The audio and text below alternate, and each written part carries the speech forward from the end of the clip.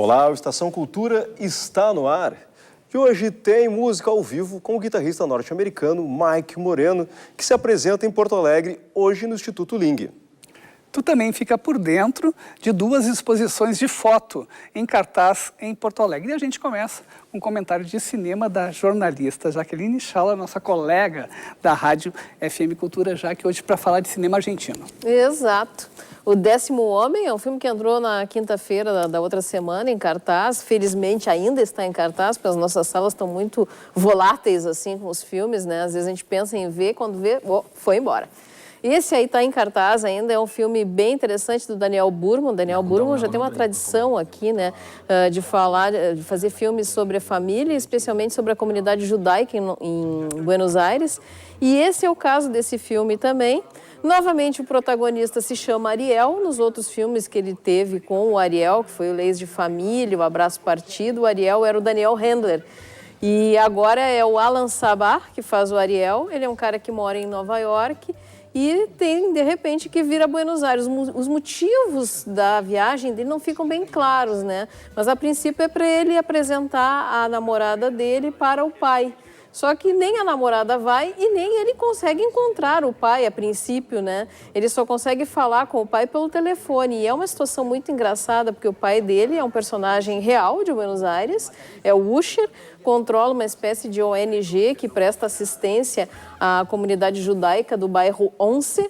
E ele é considerado, é o título, aliás, original do filme, é o Rei del Once. Né? Ele é o rei do 11, porque tudo é com ele. O Usher trata de todos os problemas da comunidade e tenta resolver todos os problemas da comunidade. E quando o Ariel chega lá, o que a gente fica sabendo mais é um pouco a respeito dessa relação que ele teve com o pai, porque tem uma cena importantíssima em flashback que fala, onde fica explícito que o Ariel, de certa forma, renegou a tradição judaica da família dele e a própria relação com o pai, porque o pai sempre teve essa atividade coletiva, né? Isso é uma coisa bem própria do judaísmo, né? Essa obsessão pela coletividade.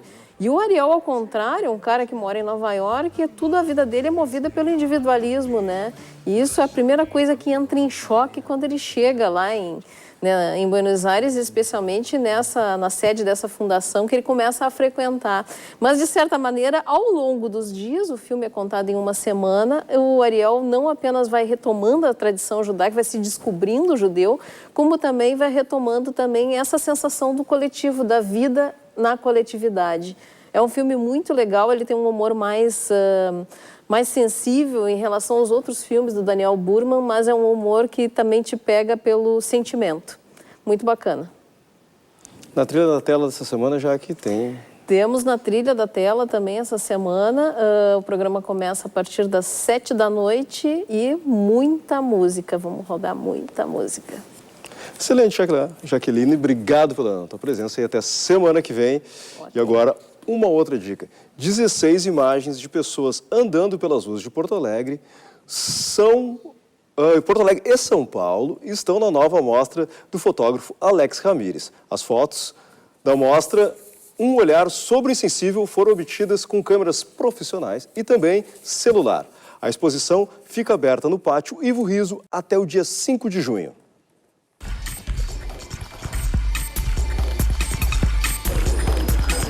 Na verdade, o meu trabalho aqui é uma metáfora dessa questão da cegueira. Então, é um pouco do que como o cego enxerga, né? Então, eu fiz um trabalho o ano passado com alguns alunos de uma universidade que eu dou aula, com alunos cegos, né? Então, parti um pouco da coisa do relato deles de vários tipos de deficiência visual, né? Eu parti, na verdade, desse trabalho a partir das pessoas, da multidão, do transeunte, né? Então, eu, sendo um invisível, não necessariamente escondido, mas ali, sem que as pessoas me enxergassem, né? Então, fazendo esse paralelo, na verdade, de quem é o invisível, né? Uma brincadeira, na verdade. Eu estou tentando criar um jogo, na verdade, quem é o invisível, porque as pessoas nas ruas, andando enlouquecidamente, o seu dia a dia, elas passam a ser invisíveis, né? Dentro de um contexto, assim, né? Ninguém se conhece, ninguém se enxerga. E aí, na verdade, as pessoas que estão aqui, todas elas são invisíveis, né? Talvez não para mim, como na condição de fotógrafo. Tem um trabalho documental, são fotos de pessoas, não são retratos, são recortes de vários lugares, né? E várias situações aqui onde se encontram pessoas, aqui em São Paulo. E claro que o acabamento, até comecei a te falar pelo acabamento, na verdade ele é essencial porque essa finalização, esse filtro todo, ele é, assim, essa condição desse novo olhar, digamos assim, né? Que é essa metáfora da cegueira. Eu fotografo profissionalmente, né? Com câmera profissional, mas fotografo muito com o celular. Eu fotografo bastante com o celular. A diferença está muito na questão da resolução, né? E um pouco também na questão da proximidade com o teu assunto, com o teu objeto, porque o celular eu não crio eu fico muito próximo, isso é um problema.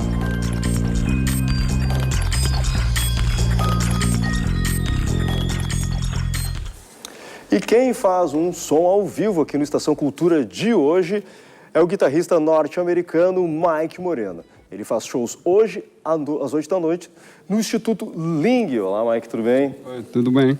Bom, tu está acostumado normalmente a tocar com grupo, com quarteto ou coisas desse tipo, e dessa vez tu apresenta o teu Jazz Fusion sozinho e no violão. Como é que vai ser esse show? Vai ser um show simples, então eu vou arranjar todas as músicas só para guitarra solo, então eu vou tocar algumas das minhas músicas, também algumas jazz standards e talvez algumas coisas brasileiras, não sei. Porque também tem uma certa influência da música brasileira, né? Principalmente da bossa nova, né? MPB e bossa nova, samba, eu ouço muito, então é uma grande referência para mim.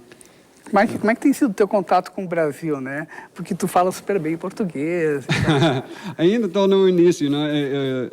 A minha primeira vez indo para o Brasil e fazendo entrevista em português e tudo. Eu já fiz workshops e coisas assim em português, mas televisão, no rádio, falando em português, para mim é a primeira vez. Então, não, eu comecei tocando música brasileira lá em Nova York, com um amigo, Leonardo Cioglia, e um baixista de Brasília.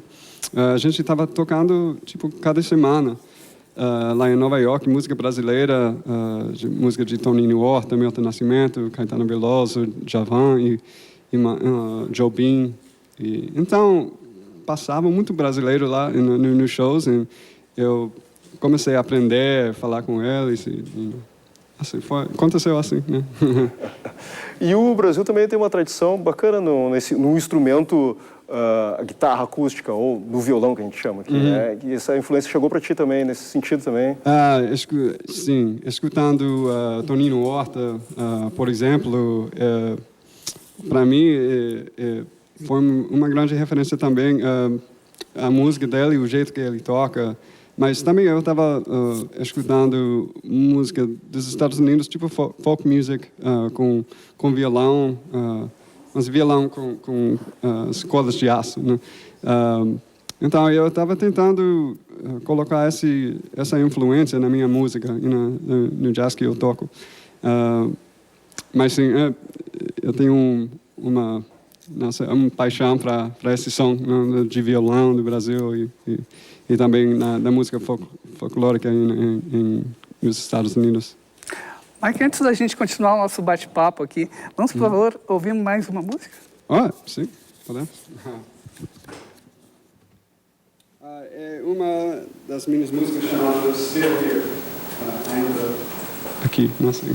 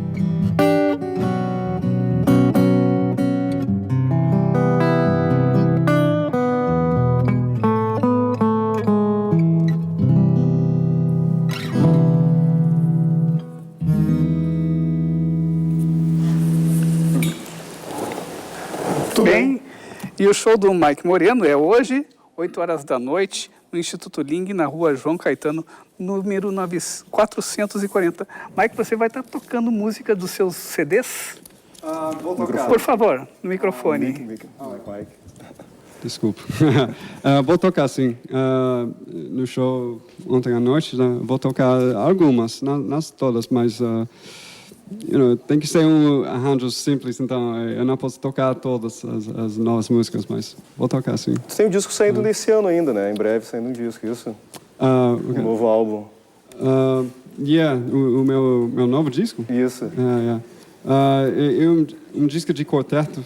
Tem piano, tem baixo, tem bateria, tudo, mas todas as minhas músicas, né, no disco. E como é que chama o disco? Lotus. Lotus. Yeah. Que você vai tocar a próxima música, Lotus, no... É o title track do disco. Exato. Bem, o Estação Cultura faz agora um breve intervalo, daqui a pouco tem mais música com Mike Moreno e vamos falar ainda da estreia do espetáculo de dança Rubro Almodóvar em um instante só.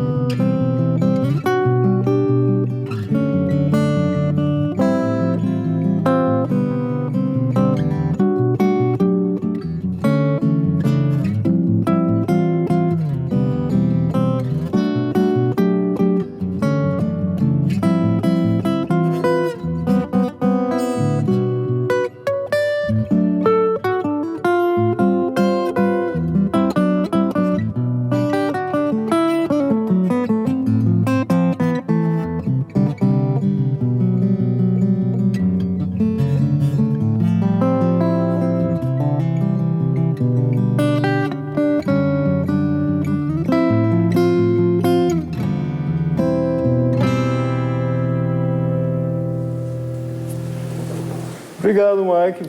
Bom show, boa estada aqui no Brasil.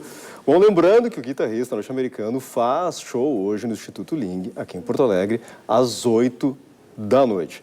Agora a gente vai falar um pouco sobre o palco giratório Sesc, Uma exposição dedicada ao diretor de teatro Antunes Filho pode ser vista até o dia 31 de maio no Café do Sesc Centro. São imagens que contam um pouco dessa trajetória nos palcos. Um dos mais prestigiados nomes das artes cênicas no Brasil, Antunes Filho inspirou o material fotográfico da mostra O Poeta da Cena. Realizadas por Emílio Luisi, as imagens integram um livro que traz a produção do diretor desde o fim dos anos 70, quando participou de um movimento de renovação cênica. Dedicado há 30 anos à fotografia de palco, Luisi acompanha as montagens de Antunes e seus discípulos. Diretor do Centro de Pesquisa Teatral, vinculado ao SESC, Antunes Filho criou espetáculos que apresentam um pensamento sobre o teatro contemporâneo. Sua metodologia de trabalho está centrada no ator, buscando prepará-lo inteiramente para a cena.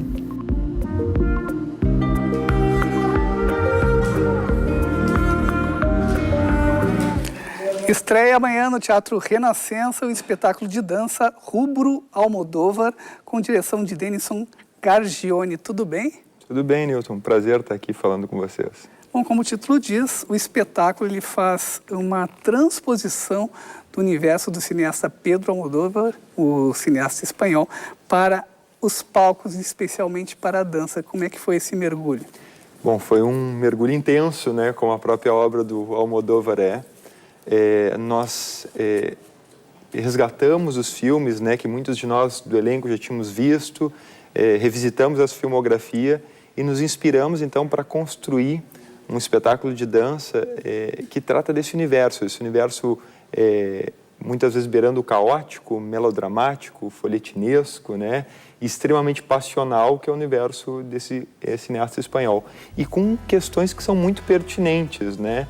Questões das ditas minorias, as questões de gênero, que é muito forte, o feminino é muito forte nos filmes dele, né? Então a gente traz isso para o palco, e eu sou suspeito para falar, mas o espetáculo está muito bonito.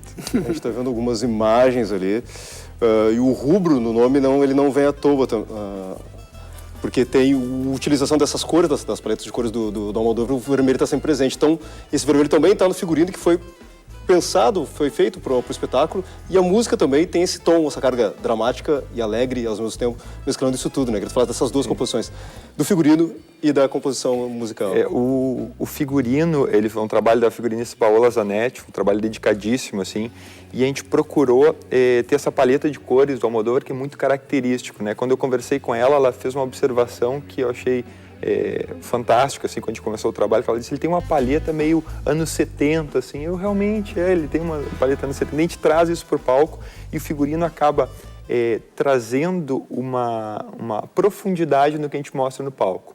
O rubro, como tu falou, né, que é referência ao vermelho, é uma cor sempre presente nos filmes do Almodóvar, nos cartazes, no design dele, e aqui a gente resgata ele com diferentes intenções, que é as que tem no filme, né? Seja a hora para designar raiva, seja para designar paixão, seja para designar sedução, né? É uma cor que representa muito na filmografia dele para o nosso olhar. E a trilha sonora é quase um personagem à parte, né, que compõe o trabalho, um trabalho excepcional do músico Rodrigo Ferreira, excepcional e árduo, né, trilha sonora toda original. Essa trilha, ela busca também traduzir esses sentimentos que os bailarinos evocam em cena, e é uma trilha que é baseada no universo Almodóvar, mas não é a trilha dos filmes do Almodóvar, né? Então a gente vai lá beber no espírito do filme do Almodóvar para constituir uma trilha original própria para o espetáculo. A música que está nos filmes de Almodóvar, né, ela tem um caráter de muita canção popular, né? Também um caráter dramático, né? Mas ele vai investigar assim, essa música que não é uma música erudita, né? E vocês trabalham de que maneira isso em cena, né, nos bailarinos, né, no corpo dos bailarinos? Quer dizer, a gente pode falar de um ritmo, talvez uma dança de salão, a gente pode falar de um flamenco, o que está ali, né, com vocês? Tanto a dança quanto a música, elas têm um amálgama, né? Elas se fundem muito bem no espetáculo. e transitam muito nessa questão mesmo do popular. Tu disseste muito bem, assim, né? A gente vai ter ritmos de flamenco, elementos de flamenco na dança, né? Não a dança flamenca propriamente dita, vai ter elementos de flamenco na dança. Na música tem elementos de flamenco, uma guitarra flamenca que aparece em alguns momentos, mas também a gente transita em outros gêneros musicais e também da dança, que não são elementos que são necessariamente característicos, óbvios dos filmes do Almodóvar, né? A gente até está vendo um dos filmes do Almodóvar, cenas aí, que é o Volver. Volver, é um dos filmes que tem referências, assim, quem é fã dos filmes vai encontrar referências de Abraços Partidos, Volver, Fale com Ela, Átame, Maus Hábitos, de Salto Alto, enfim. A referência a filmes é gigantesca, assim. A gente se utilizou para constituir uma dramaturgia de cena para a dança, né? Não diferente da do teatro, né? É uma dramaturgia mais imagética, né? E essa, voltando à questão da música, a gente acaba, e da dança, a gente acaba transitando entre universos que não são necessariamente universos óbvios que o Almodóvar aparece nos filmes dele, mas que dialogam, né? Que nos inspiram a traduzir isso no palco dessa forma. Quais seriam esses elementos que a gente pode associar, de repente, também pensando que a gente está sendo montado no Rio Grande do Sul, no Brasil? Sim. Quais são esses outros elementos? Eu acho que, pensando assim, numa associação mais rápida, poder pensar tipo, num brega brasileiro, alguma coisa assim, uma coisa musicalmente, tecnicamente. A gente não chega a ir para o brega, assim, né? Mas tem elementos do brega. O Almodóvar, eles chamam de que é o kitsch, né? Que é o brega mais estilizado, assim, né? Esse elemento tem no espetáculo. Mas a gente tem também uma questão, o Almodóvar, ele é um cineasta cosmopolita, muito urbano, né? A filmografia dele sempre, por mais que ele vá na vila, ele está muito cerceado do urbano. E a gente decidiu traduzir essa questão cosmopolita no palco através das diversas influências, né? Tu vai ver danças urbanas, por exemplo, lá, né? Tu vai ver, nós temos uma música que é um chorinho, por exemplo, né? Que não tem necessariamente um chorinho nos filmes do Almodóvar, mas traduz um sentimento que a gente quer levar para o palco. Mas música brasileira tem Caetano Veloso, por exemplo. Exatamente, né? Fale com Ela, né? Excepcional. Cururu Paloma, né? Fantástica essa trilha. Legal. Muito obrigado pela tua participação aqui no Estação Cultura. Lembrando, então, que o espetáculo Rubro Almodóvar faz uma temporada de sextas a domingos, sempre 8 horas da noite, do Teatro Renascença até o dia? Até o dia 22. 22 de maio. Muito obrigado. Entrada franca. Muito bom, vai lembrar. Bom, a Estação Cultura de hoje está chegando ao seu final e nós encerramos o programa de hoje com o MC dele que faz show na próxima quinta-feira no Bar Opinião aqui em Porto Alegre. Tchau e até a próxima edição, sempre ao vivo, às 1h15 da tarde, com reprise às 8 da noite. Tchau, tchau.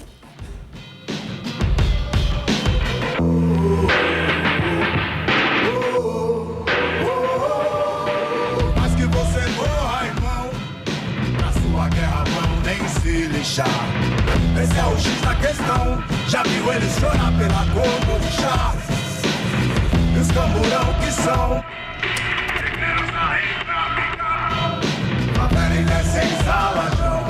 Bomba relógio prestes a estourar.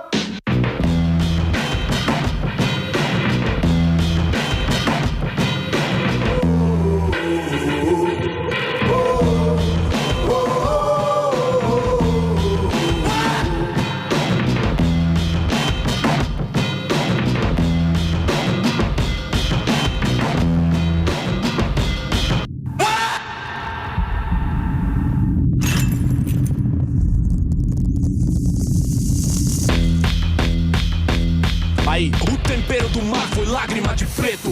Papo reto, como esqueletos de outro dialeto. Só desafeto, vida de inseto imundo. Indenização, fama de vagabundo. Nação sem teto, Angola, Queto, Congo, Soweto, a cor de Eto. Maioria nos guetos.